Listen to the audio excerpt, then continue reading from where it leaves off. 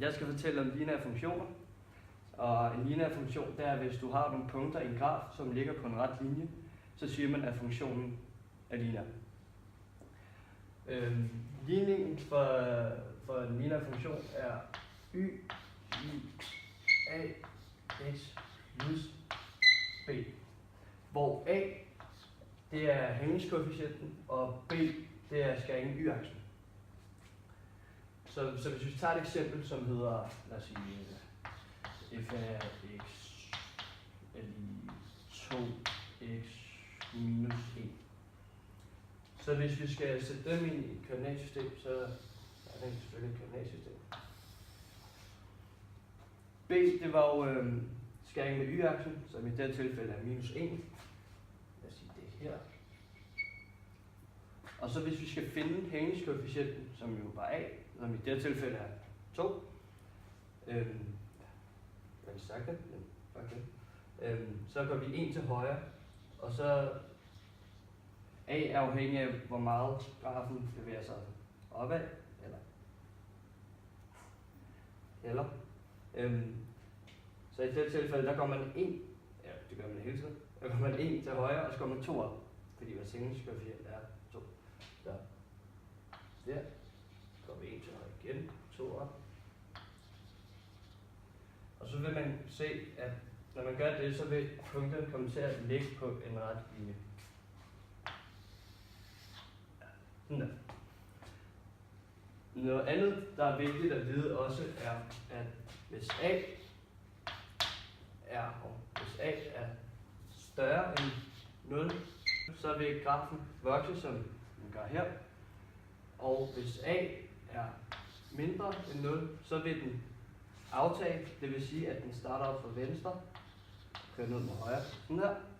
Og hvis a er lig 0, så vil den ligge så vil den være parallel med x-aksen.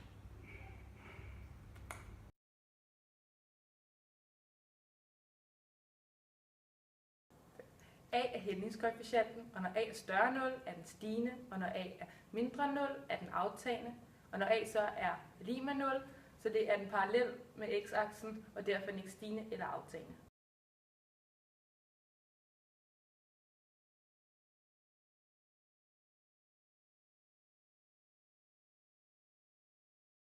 Som I ved, så er b skæringspunktet ved y-aksen, og hvis b er negativ, så er skæringspunktet placeret under x-aksen, og hvis b er positiv, så er skæringen placeret over x-aksen, og hvis b er lig med 0, så er skæringen placeret på x-aksen.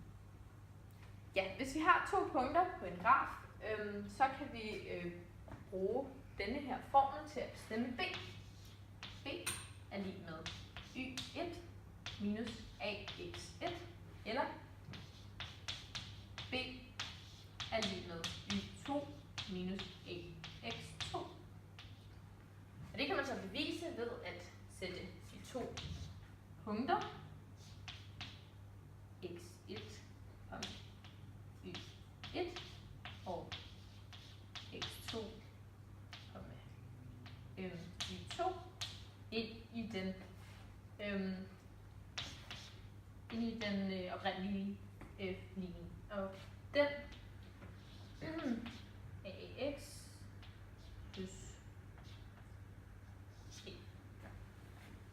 Og det gør vi så ved at sige ax1 plus b er lig med y1.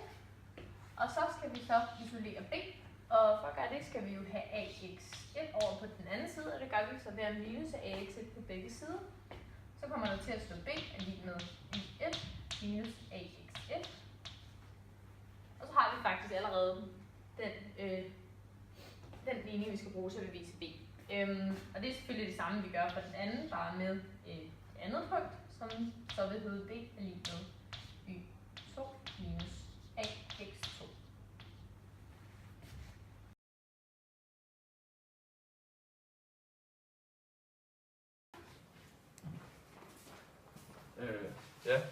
Jeg skal lige kort fortælle i bund og grund om, hvad det er, projektet Hoppebolden gik ud på.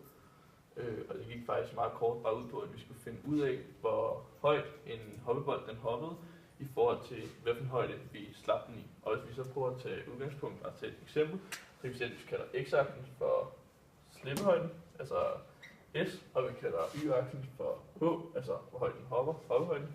Så kan vi se, at hvis vi slipper den fra en halv meter, altså 0,5, så hopper den 0,4 meter, og hvis vi slipper den fra 0,7 meter, så hopper den 0,5 meter, og hvis vi slipper den fra 1 meter, så hopper den 0,7 meter.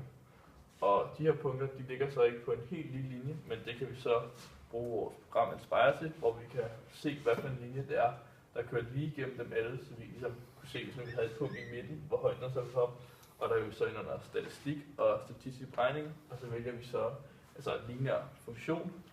Så markerer vi så vores værdier, og så kan vi så se, at Inspire vil lave en linje, der går lige igennem punkterne. Så vi eksempel kan se på, hvis vi slipper den fra 6,5 meter, hvor højt hopper den så?